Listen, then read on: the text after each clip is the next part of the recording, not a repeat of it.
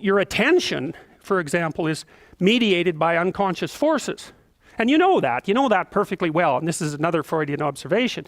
You know, if you're sitting down to study, for example, your conscious intent is to study, but you know perfectly well that all sorts of distraction fantasies are going to enter the theater of your imagination non-stop and annoyingly, and there isn't really a lot you can do about that except maybe wait it out.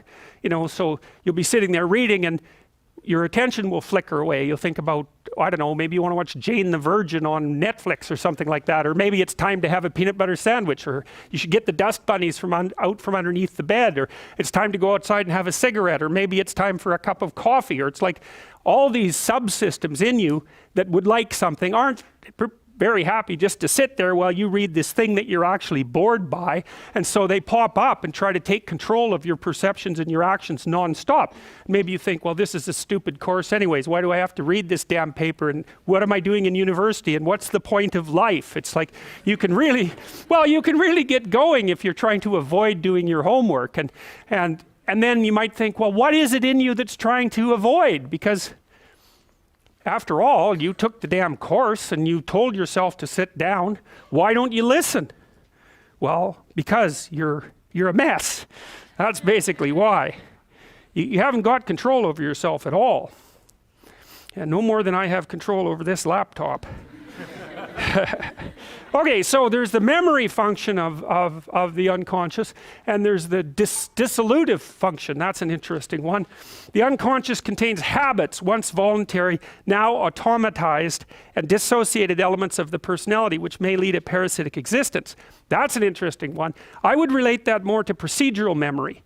You know, so what you've done is practice certain habits, whatever they might be, let's call them bad habits, and you like those things to get under control, but you can't. So maybe when you're speaking, for example, you use like and you know, and you say a lot, and you've practiced that, so you're really good at it, and you'd like to stop it, but you don't get to, because you've built that little machine right into your being, right? It's neurologically wired, and it's not under conscious control, and anything you practice becomes that. It becomes part of you, and that's another element of the unconscious, a different part. And then there's a creative part, which is that, well, you know, you're sitting around and maybe you're trying to write something, or maybe you want to produce a piece of art or a piece of music, or maybe you're just laying in bed dreaming and you have all these weird ideas, and especially in dreams, it's like, where do those things come from? And even more strange, one of the things that's really weird about dreams, and almost impossibly weird, is that you're an observer in the dream. It's like a dream is something that happens to you. Well, you're dreaming it, theoretically, so how is it that you can be an observer? It's almost like you're watching a video game or a movie, but you're producing it, at least in principle, although the psychoanalysts would say, well, no, not exactly. Your ego isn't producing it, your unconscious is producing it. It's a different thing. It's a different thing, and of course Jung would say, well, it's deeper than that. The collective unconscious might be producing it. It's, in some sense, it isn't you exactly, or it isn't the you that you think of when you think of you. And that's the ego from the Freudian perspective, the you that you identify with. That's the ego. And outside of that is the unconscious. The id, that's more the place of impulses, and you could think about those as the biological subsystems that can derail your thinking, right? And that govern things like hunger and sex and aggression and your basic instincts is another way of putting it. And it's a reasonable way of thinking about it, because these are subsystems that you share with animals. You share them certainly with mammals. You share most of them with reptiles. You share a lot of them with amphibians, and even going all the way down to crustaceans. There's commonality, for example, in the dominance hierarchy circuits. And so these are very, very old things. And the idea that you're in control of them is, well, you're not exactly in control of them. And I would say the less integrated you are, the less you're in control of them, and the more they're in control of you. And that can get really out of hand, you know. You can be, like with people who have obsessive compulsive disorder, for example, which seems to be, I would say, the dissolutive elements in some sense of the unconscious, the way that it's portrayed here.